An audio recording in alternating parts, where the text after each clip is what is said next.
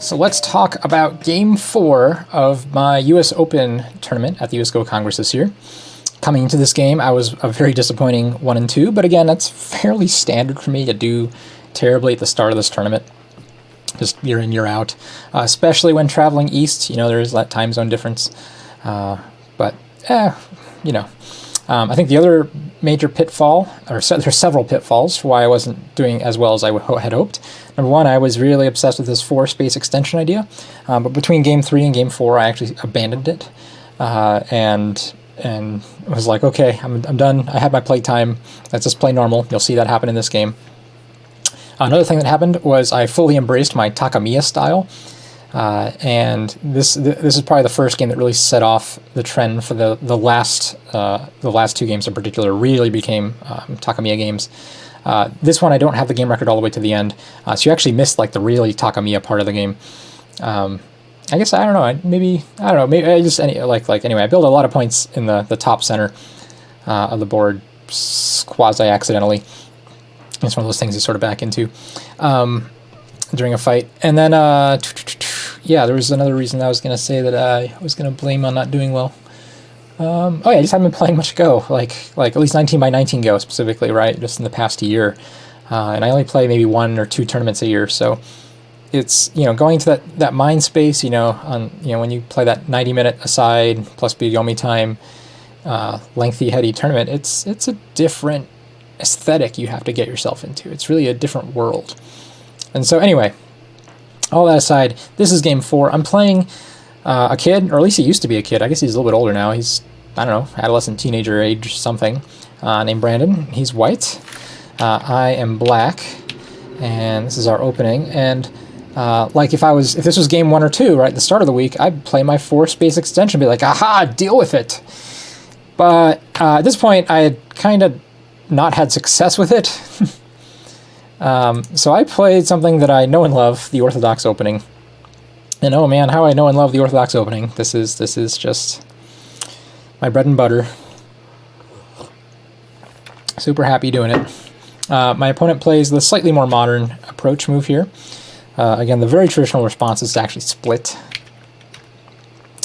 But this move is sort of the new modern one, although it's quickly being replaced by the robot move, which the robots like to play here. And I think, actually, if I back up, we'll see that reflected here. Yeah, if we go Orthodox, turn Lizzie on, and Lizzie's already like, yep, want this point. This is the one I want. So, yeah. He comes here. This is pretty normal. Again, especially for modern Go. What's interesting is that the robot wants me to take, white's 3 points instead of responding. That's always a trip. A couple of pincers are playable. It looks like it's not really in love with anything. It's just they're all options. This is probably the closest a robot says to or gets to saying, you have a choice. Like choose. These are all within 1%. And so I played the patient one. And what's really interesting here is this move. And this is a move I see all the time in middle game Joseki. It's I haven't actually seen it very often in beginning game Josekis. And I think this is another move that maybe the robots have made okay to play, or have certainly made it acceptable. Because I think normally the human move is here, right? And if black plays here, white plays here, and that's a very human sequence. Or to be more consistent, when white plays here, black would play here. And we would do this sort of variation. And it's interesting the robot doesn't want to Hane here, which is the human move. There you go. So this is like a human variation. Another human variation. I don't want to do human variations all day, do I? Last one is, this is the modern human variation, right? This is white, back off, ask for more, and black plays this very severe attachment, which the robot seems to like for white a little bit better. But yeah, there you go. It's fine. Black gets groups on both sides, white gets something like thickness. Also human move. But this move I think is a fairly robot move. or again, humans play it all the time too, but it's usually middle game style Joseki, when you know you just want to dig in right here. Right now the board's too open. Doesn't feel like we know we want to dig in. We don't know we want to define the shape that thoroughly. So this was a surprise to me, but apparently he played automatically, so I assume it's a move he researched or saw in AI games or something. I'm not really sure. Anyway, we play the more or less expected sequence here. All these are the robot moves, so nothing surprising here. And at this point we have a little bit of a division, and I'm actually going to turn off the AI from reading this out. But here we can see that these three moves are all pretty close, within 1%. Robot prefers this one, which is really interesting, to play this really tight one. And it makes sense. This is trying to prevent black from getting basically a bunch of free stuff to build this group into something a little bit more substantial, or at least more optimistic. And that's the problem with this move. Now, in my line of thinking, this is not really that big of a problem, because you already have a white group that's sort of stabbing into black's next area of development. But then again, black's not okay, black's okay because black's like, well, if this is stronger now, then the bottom becomes actually my next area of development. So both players get something, both players lose something. White also gets very solid, right, if black plays this way with this move. When white plays this move, it's sort of saying, look, the top is still more developable, right? You can even compromise and go there. Maybe this isn't quite the size that black was hoping to develop, but it's fairly safe. It looks good. The forcing moves that black has against this group are very few. I mean, even if black plays that one, white doesn't even really have to respond directly. White can play something like this. Black gets more free stuff, of course, but again, white can play faster. So that's very interesting. My opponent didn't play either one. My opponent played this one. And I think this is probably the worst one. And the robot seems to think they're all the same. This is the one when you just want the outside. You're not really planning on settling. And black should peep here immediately, but I don't. I'm just too happy to take the spacing that I want. So I take this nice 5 space extension from my corner, and black feels really good at this, or feels really good here. And then, yeah, the next move for white should be this base, but my opponent doesn't do it. He asks for Aji first, and this I think is actually an acceptable probe. The basic idea of this probe is that if black answers this way, white doesn't really need to make a base here, because at any time, white can descend in Sente and make eyes in the corner, just like that. Just beautiful, right? If black responds this way, now there's a lot more Aji out here, and black has to be a little more mindful of the eye shape, especially when white starts playing moves like this. And you can see, let's say, well, white probably should have another stone here first or so. But, oops, it's too nicky for black. If white gets to play a move around, robot likes this move to annoy the shape. You can see how this eye can be falsified. And so this black group has to work to make some eyes. Now, it's not that hard. The black group isn't going to die. You can already see there's 2 eyes right there, but is now completely enclosed. And that would be pretty painful. Okay, so that's the idea of this probe. And so I thought it was a good move for my opponent. I was, again, I respond the way that the AI thinks I should respond, which is to not give him the corner Aji. But that means that white should come back and make a base, right? Because if white goes in the corner, there's not 2 eyes in the corner now. But white doesn't. And white takes the next biggest point on the board. And now here's the part where I'm an idiot. Because for about the next 50, 60, 70 moves, I'm not really sure how long, but a long time, I don't take this peep here. And this peep is really big. It looks like it's just an exchange. Black doesn't, right now the robot says this is actually the biggest move on the board, but I think even if you don't take it, this is a really nice exchange to make. Let's say black, just goes and takes this corner, right? Now, let's look at the next follow-up for white. If white wants to play here, the stone just gets out. If white wants to play here, black might Tanuki for a little while, but if ever gets enough strength or is confident enough in the bottom group, not losing eye space, this stone can just run out and again ruin the eye space. Or black can peep here and put white in a little bit of a quadri and then connect the stone. So all these examples mean white doesn't really have an easy way to make shape here, right? White has to work really hard at it. Whereas if white, let's go here. If white just plays here, when black takes this very same peep, white's not going to connect. White is going to play here and kill it, right? It just doesn't work. So the timing of getting this peep in, it has to be done before white gets an extension here. And that's a really golden opportunity that I missed. That you'll see how the game goes. Like the game, and this peep doesn't really matter in terms of the result of the game, but it's something that I felt very blind to on the board, and it's these blind things, these blind opportunities that you really need to take your time with when you're studying, and when you're especially studying with a robot or a stronger player, and try to internalize, because they're so hard to learn, and it just takes so many viewings and repetitions to get to be intuitive about. All right, my opponent takes a big point, and I still fail to take this. Instead, yes, I make the double wing extension. So in classical Go theory, this is ideal. Like this, black just feels no clouds in the sky. It's just beautiful. Look at this. We have corner territory, or more or less territory, and 2 5-space extensions on either side. This extension, if white invades here, can actually either just extend to make a base or play the more modern attachment now, again, to make a base.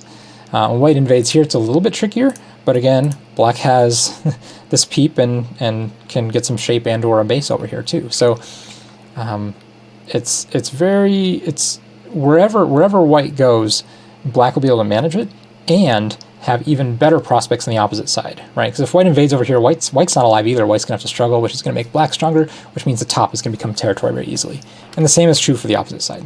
So again, in classical Go theory, the double wing is considered very good, very strong. In this case, the robot doesn't think it's that great. The robot's like, It's like, look, it's only third line. It's not that big.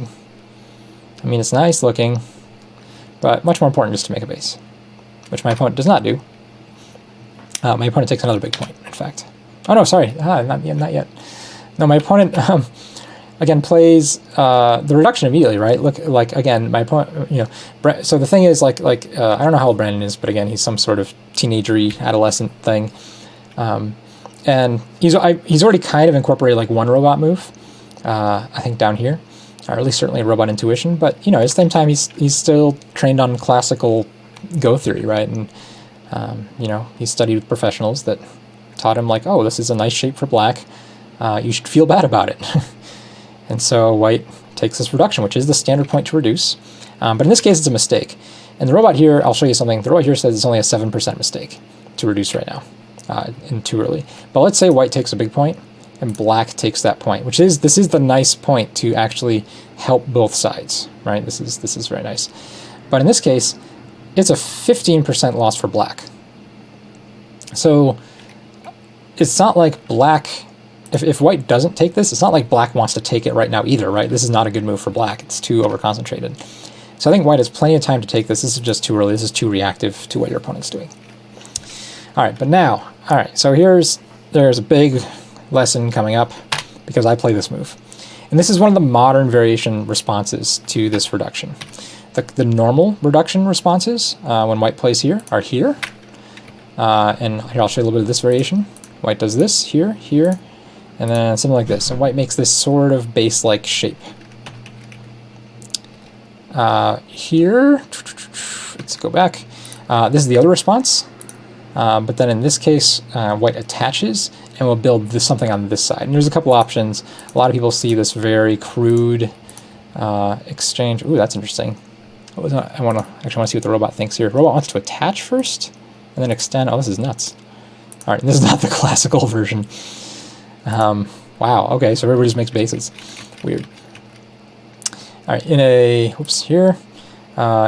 less robot-y world, right, white will take this Atari, perhaps push again, and then make a base this way. And this is kind of more what I would expect in my games. These attachments, these robots, man, just love attachments.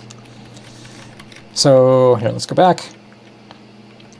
So when white plays here, right, white is saying, look, I don't care which side I get, I just want a good result for white, a relatively like solid, structure to build from, or at least reasonably defended.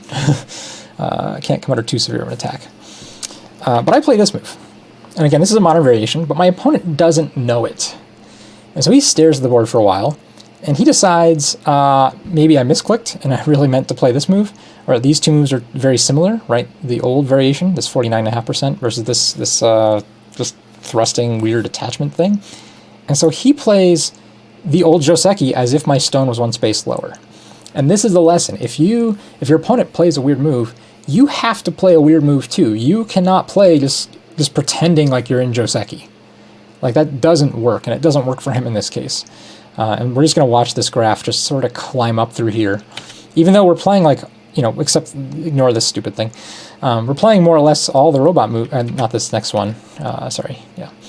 Almost all the robot moves after this first initial setup. He asks for a little bit more, but I immediately just take this cut. And again, we're just playing blue move, blue move. Not here, he doesn't again. He's just trying to find something. Here, I'm going to turn off the robot, actually. That's just really distracting. Okay, so here I cut, and it's like white is just in pieces. It's really hard to see what white will get. Again, I can cut while making my own ladder breaker here, so we can't ladder the stone. White should probably fight like this, but it's now just like a straight up fight where, you know, even though I have two low stones, I do have two low stones on either side. My corner is pretty safe. Black will have to only manage really one weak group, and white will have to manage two. So black welcomes the fight. In game, white didn't want to fight, so he took some free stuff and extended here. And again, this is reasonable. He's trying to push down and cut off this stone and either lean on or push this one stone around inside of a strong white position. That's his idea. It's just that there's just too much space there. Like, how much force can you really exert on this stone? Oh, I should turn robot back on. Here we go. So I'm playing another blue move, and so does my opponent. And at this point, robot still wants me to play here. I'm going to take another pretty good-looking move, which is this one. And if we look at the board position, you can kind of see these two white stones currently are in the trash category. Like, they have a lot of aji. White can do something like this, which gets really annoying. Really annoying really fast, in fact. But black can deal with it. Like, it's not... Even black can, you know, play something very simple and just either hem it in very small and take the whole outside, or black can also exchange. There are a lot of choices. So these two stones are not completely dead yet, but man, if white wants to save them, white will be punished and put at a disadvantage for the rest of the game, basically on this side of the board. Yeah, so black has a pretty good sized corner, white has a stick that's not really doing anything, and some aji. Black's still pretty happy. So, oh yeah, white makes this exchange right now, which I think, yeah, the robot likes. Let's get exchange. And I connect. Robot wants to continue. Let's see what the robot wants to do with this continue. This is a nice sequence. Okay. Seems pretty reasonable. Oh, wow. Take instead of connecting. Oh, look at this Tetsuji. Wow, what is this? Peep. Hane. Oh, man. These reads are so deep. So the black group can live at the corner at any time, right? This move is Sente, and can either, I mean, even if white connects, right, can come back and live. But yeah, this computer just loves to make little groups everywhere. So scary. Deep reading. Okay, let's not deal with that. That just gives you an idea that there is aji there. White is not dead.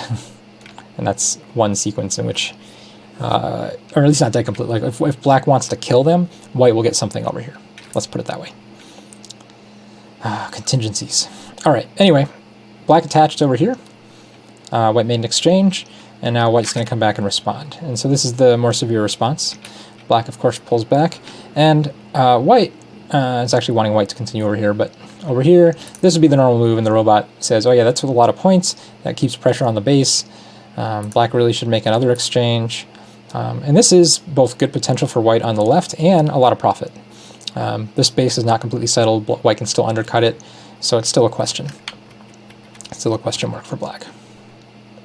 That's not what my opponent does. Instead of playing this very reasonable, just define the shape, let's take the corner, build some thickness kind of move, my opponent plays here and tries to build this thickness directly. And I think his idea is he's kind of reaching out over here. He's like, okay, look, this thing can already live. I can't really attack it, given how far away this stick is from this. If I do, I might get counterattacked myself. So let's just take the center. And I am happy to oblige him. Again, he gets all that. I play this move, which, interestingly, is like the robot's least favorite option. Robot likes this one most. That's wild. And then to play over here, and then just leave it. Okay, I can see that. So the idea is you really make the corner solid so the corner has no problems, because again there is that Hane and throw-in Tetsuji.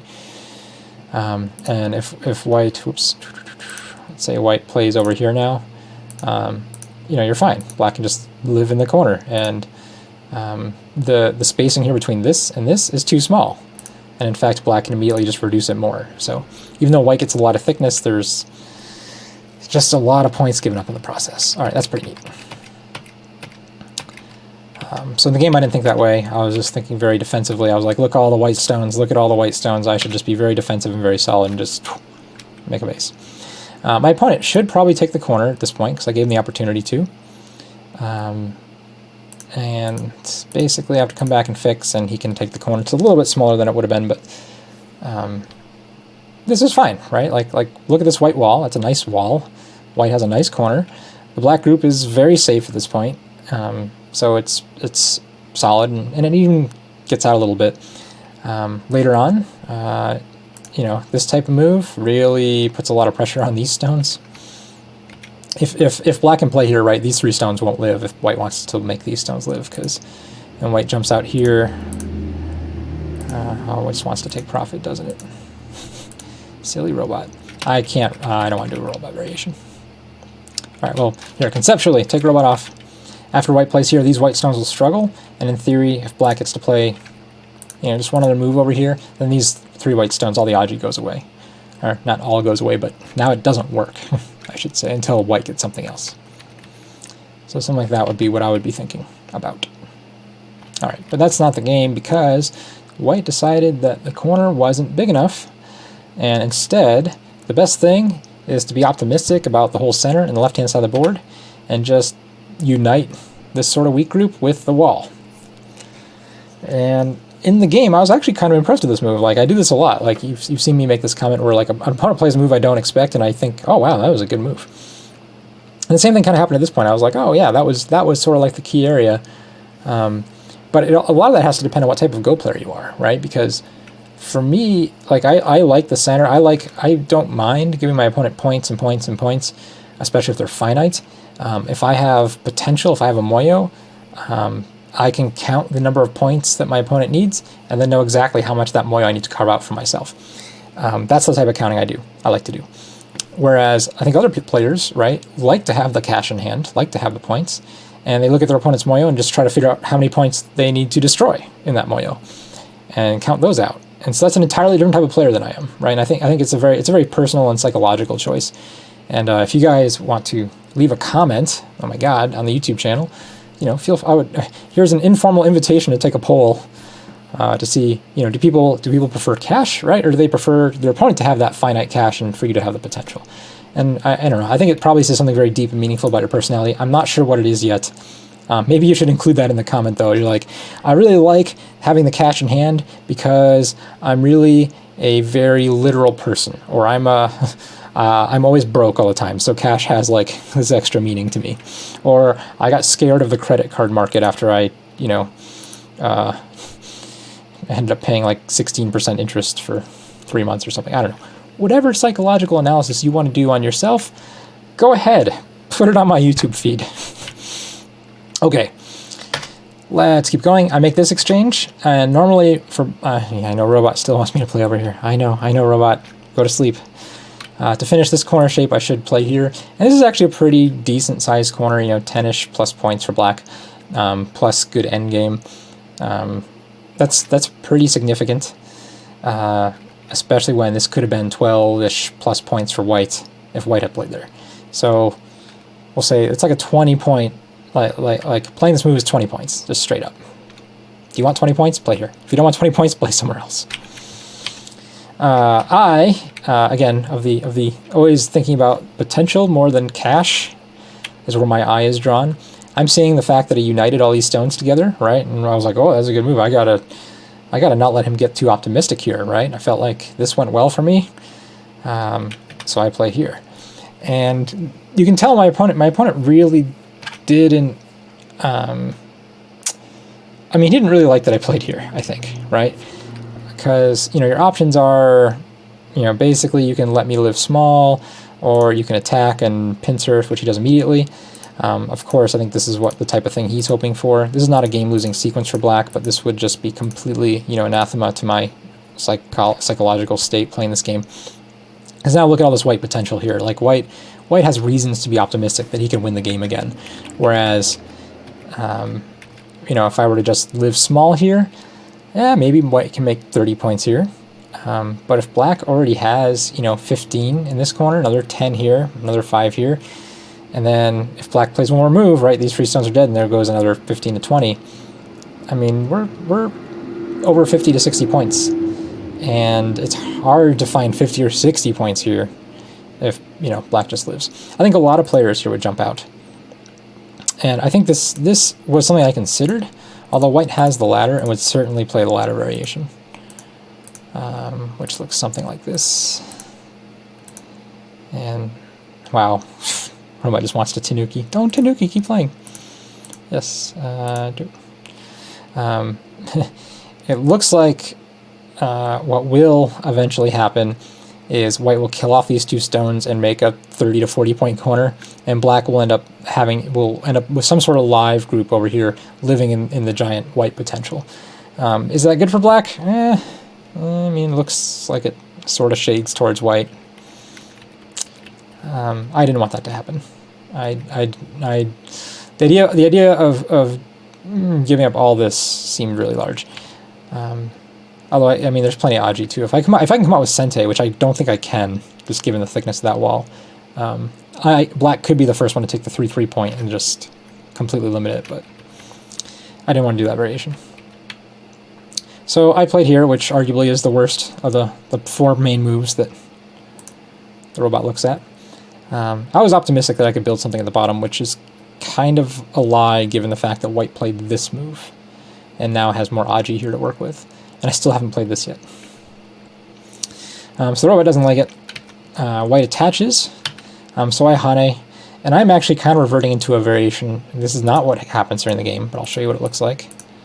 And to this type of variation, it wants me to take, not connect. Oh, interesting, yeah. Here. Something like this, where black also gets a corner point, or the corner points, but instead of just that 3rd line variation where white builds a wall, black gets all the way up to the 4th-ish line and even has a little more potential on the bottom.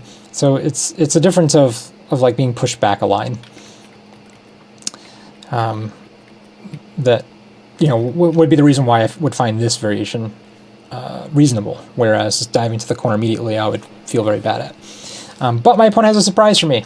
Instead of taking this cut here, he extends and plays this variation. And this is a variation you can play when white is strong on, especially this side, but I think both sides in particular. This can be a very strong variation. White is not strong on both sides, so in this case I don't think it's good at all. And you're going to see the robot kind of agree. If you watch what happens in the next, you know, 7 moves, 8 moves, I think you'll recognize the same thing. Because I'm going to poke the corner, and robot says I should play... Oh no, sorry, I played a move that's not the game. Oops, forward, here we go. White plays here, and robot says I should play here. I played this move, which is kind of a funky shape, but I had played the Facebook AI just before this game, or the day before this game, the ELF Go system, whatever. And it played several of these moves in that game, these sort of like double knight jump along the edge, just to be very light and very just non-committal, and I kind of liked it in the game. I liked what the AI did with it, so I'm trying it out here, and it works fine. I'm not sure it's better than this one or not. It's very similar, it turns out, but it looks cool, so I played it. Anyway, my opponent played here. Now you can see that after this move, if white already had another stone over here, these 3 black stones look really sad, or could be potentially very sad. Let's see if white right? Can you imagine white already having a stone here? And it's like, oh, now all of a sudden these holes that black has to poke through just got a lot tougher to do so with you know, anything over here. But white doesn't, so I take this clamp, which is fine, and white saves the stone. I connect underneath, and the robot says white should just sort of crawl and keep me low directly, and then come back over here and attack while fixing the shape. Something similar happens to Endgame, but he ends up moved behind because instead of leaning, he just immediately plays here. And the reason why he plays here is, of course, because if you see this group of 5 white stones, there's a cut. Black can push and cut. Now, black can't really do that as long as these 3 stones are weak, but it's there. And so he's thinking, oh, this move will help against that later on. Turns out it doesn't really help that much. It's really the same cut. You really should play here regardless. So I make shape. White should take this exchange, but he leans first. I push once, he extends again. And now I just come back and take the point. Do this without go moves on. Black's just alive. And not only is black alive, black, put a white move here, can actually, you know, this is open, right? Like, black can just sort of push through here later and do whatever. So it's not like white has a ton of points here. This can already be just reduced directly with a move like that. If this group gets attacked and has to run up, oops, you know, let's say black gets strong over here, then later on, instead of just playing this move directly, black will play here and hem this whole thing in. And that's very dangerous. So white has these things in the back of his mind, and he's got to find a way to make use of them. But once black's alive over here, look at this graph. Like, this is just whew, one bad variation here, right there. We have one bad variation here, right there. And it doesn't even matter that I never took the peep. That for once, the computer does not want either player to come over here and fix right now. Sorry. Also, the other thing that happened, so even though there's not a lot of moves left in the game record at this point, the moves that the computer recommends become a little bit less than ideal because these percentages are so high, 92%, that it tends to play a lot more safe moves than the right moves. So keep that in mind. That if you are using a robot, a Go robot to review your game, and the graph goes like this in either direction, the amount that you can rely on the robot for a good review at these extremes is really not reliable. All right, white plays here, and I of course make that shape, and white makes a base, and this is a move that I think I should really try to internalize. Just settle, right? Like, look, this is a great move. It threatens the base. It makes my shape so much safer. I don't play that. I instead go into my whole like potential mindset. Remember the 2 types of players, and I'm thinking, look, white is the one with all the potential now. I need to be the one that works hard to make sure that potential doesn't become realized. And so I take the outside, which white has this nice move now. This kind of makes, you know, this is already a key point for both players. But this is also a nice defense against my shoulder hit. So, like in fact, like to the point where I think this shoulder hit would have been better. Although robot says same percentage, but not enough interest on this one. Yeah. Anyway, I should just play there. So that's a little regret for me. It does get after actually because of this, the game does get a little more complicated for a while. But I don't record all of it. So after here. Oh yeah, white finally comes back and takes this base, which is amazing. And actually, I play the robot move. The correct response is just to, you know, here, kill off the Aji of these stones. And so basically this whole right-hand side, right now at least, is black. So that's 20, it's just over 30 points. Just over 30 points of pretty solid territory. Plus another 5 here, plus maybe another 5 here, another 10 here. So black right now is about 50. We have to find 50 points in this game for white. And there's not much down here. This, you know, especially with this little hole in here, this can get to 20. There's certainly at least another 5 here. And there's Comey. But 20, 5, 5, and Comey do not make 50 points. But it is white's move. So white annoys this group. We make this little sparring exchange. And I make this shape. The robot likes... I was assuming that the robot would tell me to connect here. And actually it's telling me to play over here is bigger. That's really far out. Yeah, this has been a nice point. This would be a nice point, because that completely settles everything. Prevents the defect. You'll see the defect because white takes advantage of it. Okay, so my move's pretty good. Again, I'm focused on the center, right? That potential. That's where I'm always thinking now. Opponent jumps, and I play this move, which... Alright, so this move is technically an overplay. Sort of. Like, it works, especially when I have the ladder, because there is a cut in here. Yeah, some sort of cut like this. Although in this case it's just a net. Oh no, yeah, it is just a net, okay. So it doesn't quite work, but if any of that changes, it goes into a ladder, which I have. So here, we play this. This is the actual game, but then white plays here, and I connect that way. And then white plays this quasi-ladder breaker, which I should just respond there, and I don't. And at least in this case right now, right, the ladder's already broken because black never got to fix the shape. And so there is this is the issue, right? White can sort of come over and hem these black stones in. So after this move, I'm convinced, well, we're in a ladder type situation. And so I attack the stone while helping this whole ladder area. Which is a big loss from actually. I want to see what the robot says. So here, yeah, the robot's like, you only play here. Just defend. It doesn't matter. If white cuts you here, you just crawl up, you give up something. Like, you have enough points to win the game. Don't be stupid. Actually, robot's even changed his mind. Robot's like, that's not even big enough. Just go take the corner. Remember 20-point move? The 20-point move is still there. Just take the 20 points. Yeah. So let's see. White plays there. I play the crazy move. White descends. This is a nice little sequence. He connects instead of playing this one, but yeah, this one would be better. Like, that's so hard to not respond to as black.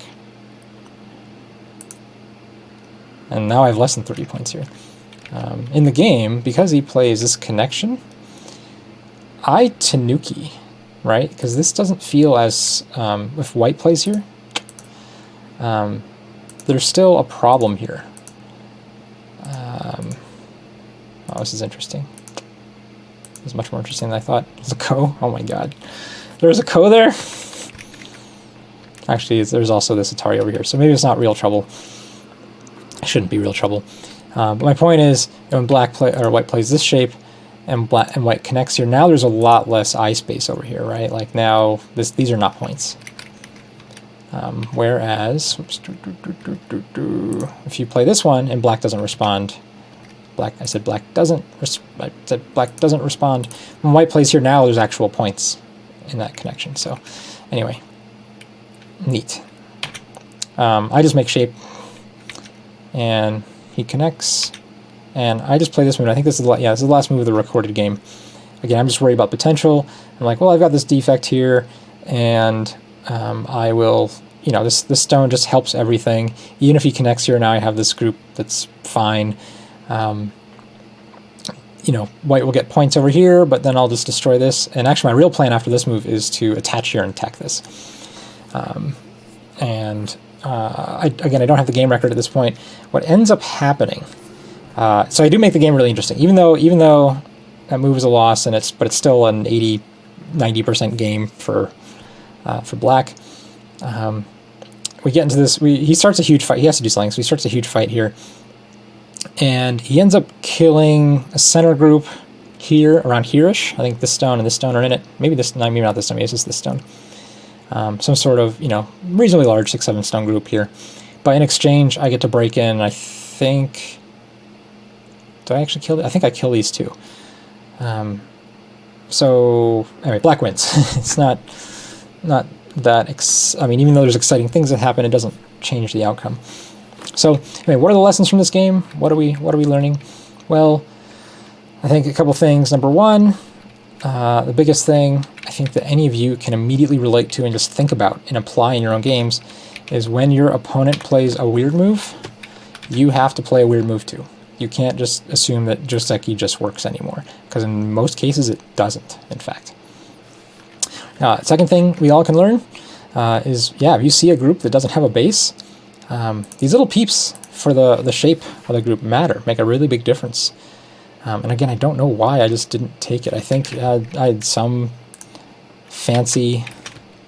Is this even it? Like if I had some fancy of like playing this move. But this doesn't work, right? Like, that's just dumb.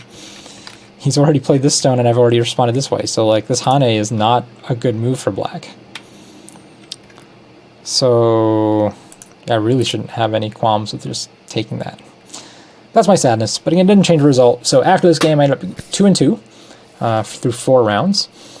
Game 5, the Game 5 was really exciting, and I'm looking forward, I think, to doing the video. I think I have most of the game record. I can't remember anymore, it's been a while. I certainly remember the game. It was a very memorable game for me, a game that I'll remember for a long time. Come back for that video, don't miss that one. All right, so happy going.